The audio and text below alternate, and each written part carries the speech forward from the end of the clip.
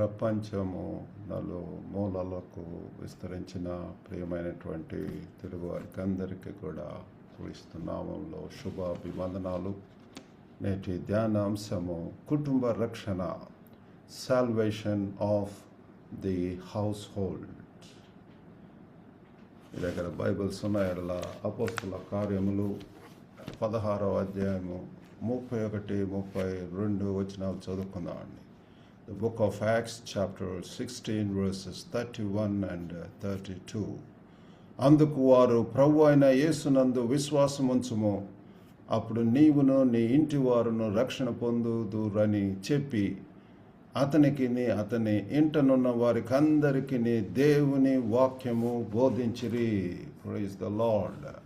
మరి యొక్క ఈరోజు అంశమును మనం గమనించినట్లయితే రక్షణ పిల్లరా, నీవును నీ ఇంటి వారును రక్షణ పొందుదురు అని చెప్పి, సాల్వేషన్ అనేటటువంటిది పాపపు శిక్ష మరియు అధికారము నుండి విడిపింపు పిల్లరా, విడువబడటము, దేవునితో సమాధాన పడటము.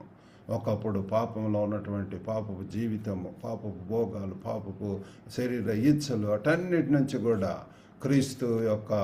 క్రీస్తును అంగీకరించడం ద్వారా, ప్రభువుగా రక్షకుడుగా అంగీకరించడం ద్వారా తనలో రక్షణ రావటం అనేటటువంటిది. మరి ఇక్కడ ముఖ్యంగా ఇంటివారు లేదా కుటుంబము అని చెప్పి మనం గమనించినప్పుడు ఇది సువార్త ప్రభావం.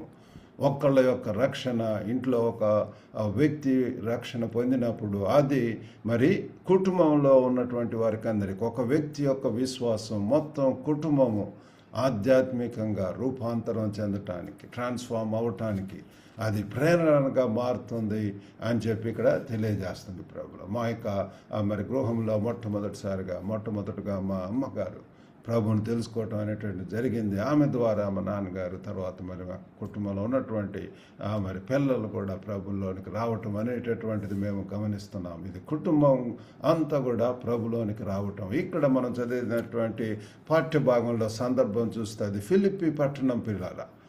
మరి నిన్న లూదియా ఏ రీతిగా హృదయం తెరవబడిందో మనము ధ్యానం చేసి ఉంటున్నాము. మరి అక్కడే ఫిలిప్పి పట్టణంలో పౌలు శీలలు మరి ఒక దాసి పిల్ల నుండి దెయ్యములను వెళ్ళగొట్టినందున, ఆ రీతిగా చేసినందువలన ఆయన్ను చెరసాలలో బంధింపబట్టం అనేటువంటిది మనం చూస్తున్నాము.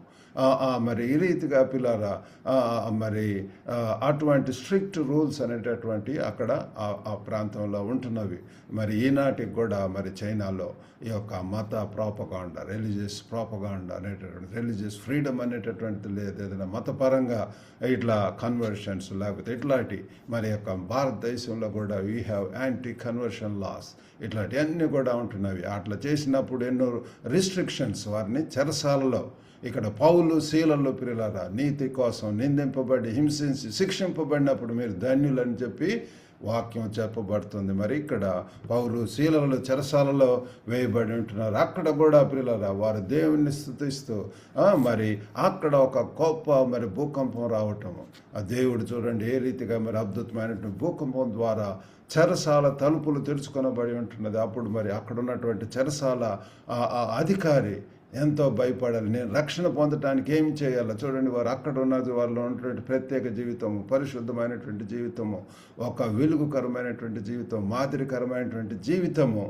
It's influencing even the officials, president officials పిల్లలు. చెరసాల అధికారి కూడా నేను రక్షణ పొందటానికి ఏం చేయాలా?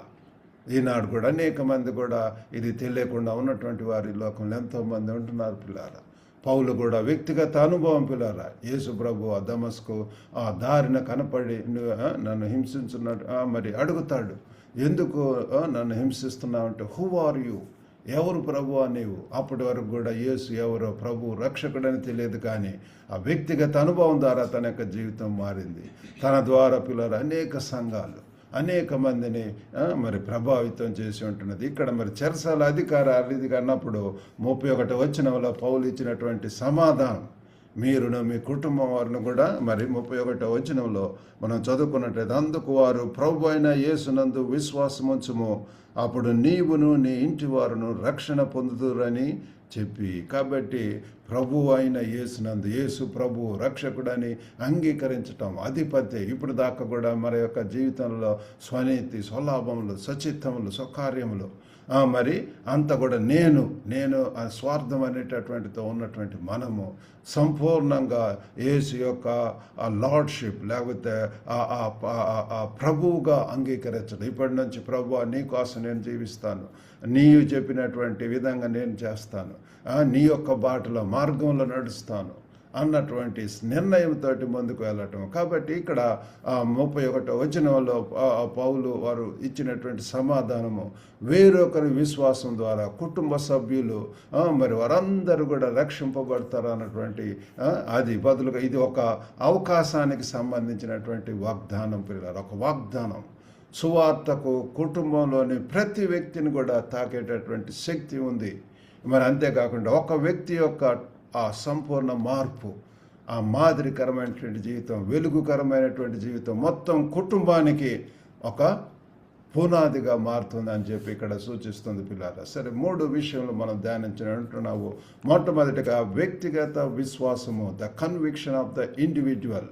మరి ఇది ఒకళ్ళ యొక్క కన్విక్షన్ తోటి ఈ రక్షణ ప్రారంభమైతే, రక్షణ ఎల్లప్పుడూ కూడా వ్యక్తిగత అనుభవంతో, ఏదో ఒక కూటమిలో కూడికల్లో దేవుని యొక్క వాక్యం ద్వారా ప్రభావితమై కన్విక్ట్ అవుతారు. ఆ యొక్క పాపి అని చెప్పి తెలుసుకోవటం అనేటటువంటిది. ఇక చెరసాల అధికారి కూడా వ్యక్తిగతంగా మరి తను నమ్మాడు, తను కళ్ళారా అక్కడ జరిగినటువంటి గొప్ప కార్యాన్ని చూసి తనులో ఒక నమ్మకం వేసింది. యేసు ప్రభు నిజమైనటువంటి దేవుడు, యేసు ప్రభు ద్వారానే మరి మనకు ఒక భద్రత, సమాధానము, సంతోషకరమైనటువంటి జీవితం జీవించగలమని చెప్పి, అలాగే కుటుంబంలో ఒకరి విశ్వాసంతో నిలబడాలి. ఒకళ్ళు పిల్లలు విధేయతగా ఉన్నప్పుడు అది అనేకులను విధేయులుగా మారుస్తారని చెప్పి బైబిల్లో చెప్తుంది. యేసు ప్రభు ద్వారా మరి ఆదాము ద్వారా ఏ రీతిగా పాపం సంప్రదించిందో అలాగనే మొదటి ఆదాము ద్వారా కడపటి ఆదామైన యేసు ద్వారా పిల్లాల మరి రక్షణ భాగ్యము ఎంతగా అందరూ కూడా ఆయన ద్వారా దేవునితో సమాధాన పడటం. కాబట్టి ఈ యొక్క టోటల్ కమిట్మెంట్, అంకిత భావంతో మన ఇంటికి ఆధ్యాత్మిక పునాదిగా పనిచేస్తుంది. మరి తద్వారా సువార్తను ప్రతిరోజు కూడా మరి అటువంటి గృహంలో పిల్లల ఎంతో స్తుతి ఉంటుంది, ఆరాధన ఉంటుంది, ఒక ఆల్టర్ అనేటటువంటిది ఉంటుంది, కుటుంబ ప్రార్థనలు, మరి అందరూ కలిసి ఎంతో ఒక మంచి వాతావరణం అనేటటువంటిది ఆ గృహంలో మనము చూడగలము పిల్లల. కాబట్టి కన్విక్షన్ తోటి ప్రారంభమవుతుంది. మరి రెండవదిగా నిబంధన ప్రభావము, ద కవనెంటల్ ఇన్ఫ్లుయెన్స్. కాబట్టి నీ ఇంటి వారు అనేటటువంటి వాగ్దానము, నీవును నీ ఇంటి వారును. ఇక్కడ 31లో మనము చదువుకున్నటువంటి రీతిగా ప్రభువైన యేసునందు విశ్వాసం ఉంచుము, అప్పుడు నీవును నీ ఇంటి వారును రక్షణ పొందుదురు. కాబట్టి అది ఒక కవనెంట్ పిల్లలు, ఒక నిబంధన, ప్రభువారు ఇస్తున్నటువంటి వాగ్దానము.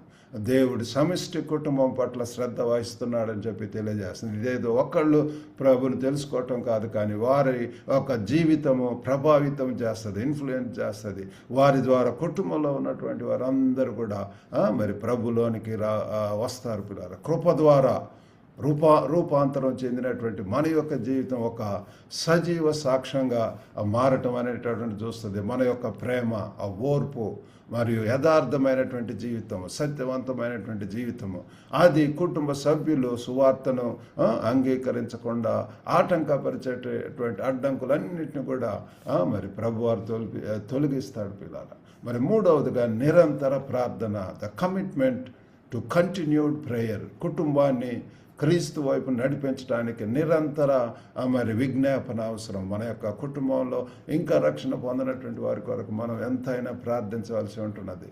ఆ ప్రార్థనే నిరంతర ప్రార్థన, the commitment to continued prayer. వారి కోసం ప్రార్థించాలి. ఒకరోజు మరి వారు కూడా ప్రభులోనికి వస్తారు పిల్లల. అది ఎంతో హృదయ కాఠిన్యం నుంచి, ఆ యొక్క లోకపు మనస్సు, లోకపు ధ్యాస నుంచి ప్రభు వారిని కూడా కన్విక్ట్ చేసి ఆ కమనెంటల్ ఆటి గుండా పిల్లలు వారు కూడా ఆ నిబంధనలు, ఆ కృపల ద్వారా వారి రక్షణలోనికి రావటం అనేటువంటిది మనం చూస్తాం. యేసును అనుసరించాలనేది ప్రతి కుటుంబ సభ్యుని వ్యక్తిగత నిర్ణయం అయినప్పటికీ మరి మన యొక్క సాక్ష్యం ద్వారా దేవుడు వారిని తన రాజ్యానికి నడిపిస్తాడని నమ్మి ప్రార్థనాపూర్వకంగా ఉండటమే దీని యొక్క అర్థము పిల్లారా. కాబట్టి ముగింపుగా మరి నీ కుటుంబానికి రక్షణ అనేది ఏదో ఒక మంత్రం కాదు పిల్లారా. ఇది మీ ఇల్లంతా వెలుగుతో నిండే వరకు కూడా మీరు దేవుని వెలుగును ప్రకాశింపచేయవలసినటువంటి ఒక పవిత్రమైనటువంటి బాధ్యత. ఇట్స్ ఎ రెస్పాన్సిబిలిటీ పిల్లారా. కుటుంబంలో అందరూ కూడా మరి యెహోషువ భక్తుడు అంటారు, నేను నా ఇంటి వారును యెహోవాను సేవించేదము. కాబట్టి పిల్లరా మరి ఈరోజు మనము ఆ రీతిగా విశ్వాస పాత్రతోటి ఒక వారధిగా మరి ఉంటూ పిల్లరా నమ్మకమైనటువంటి జీవితం, మన జీవితం యేసులో భద్రపరచుకోవటం ద్వారా మన కుటుంబం అంతా కూడా ఆయన ఇచ్చే నిరీక్షణను, పునరుద్ధరణను, మరి నిత్య జీవాన్ని పొందేటటువంటి అందుకు మరి ఒక మార్గము సుగమం అవుతుంది. కాబట్టి మనం ప్రార్థన చేసుకుందామండి. దేవుడు ఈ యొక్క వాక్యమును దీవించును గాక. పరిశుద్ధుడైనటువంటి మా ప్రేమ గల ప్రభువా, సర్వశక్తివంతుడైనటువంటి తండ్రి, సర్వకృపానిధి దేవ, ఈ యొక్క ఘనమైన నామమునకు వందనాలు తండ్రి. నేటి ధ్యాన అంశమును బట్టి వందనాలు. ఓ ప్రేమగల ప్రభువా, కృపగల నాయన తండ్రి, ఓ లవింగ్ గాడ్ అవర్ ఫాదర్ తండ్రి మీరే ప్రభువా సహాయం చేయండి నాయన. జీవంగల దేవ ప్రభువా తండ్రి కుటుంబం అంతా కూడా రక్షణలోనికి రావాలనేటువంటి ఉన్నతమైనటువంటి ఉద్దేశం కలిగి ఉంటున్నారు ప్రభువా. ప్రేమగల నాయన తండ్రి, ప్రతి ఒక్కరి కుటుంబంలో ఇంకా తండ్రి రక్షణలోనికి రాకుండా ఉన్నటువంటి వారి కొరకు ప్రార్థిస్తున్నాం.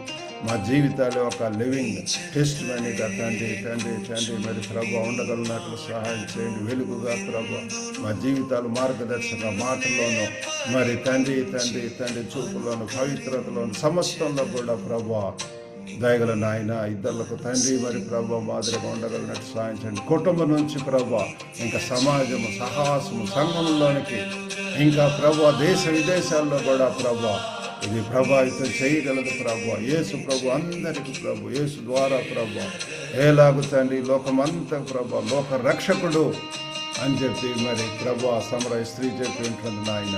ఆ రీతిగా సహాయం చేయండి. మేము మీ కొరకు బలమైనటువంటి సజీవ సాక్షులుగా ఉండగలిగినట్టు సహాయం చేయమని యేసుక్రీస్తు అతి పరిశుద్ధ నామమున అడిగి వేడుకొనుచున్నాము తండ్రి. ఆమేన్. ప్రభు నామమున అందరికి కూడా వందనాలండి. మరి మీకు ఏమైనా ప్రార్థన అవసరతలు ఉంటే you can always contact us. God bless you all. Have a good day.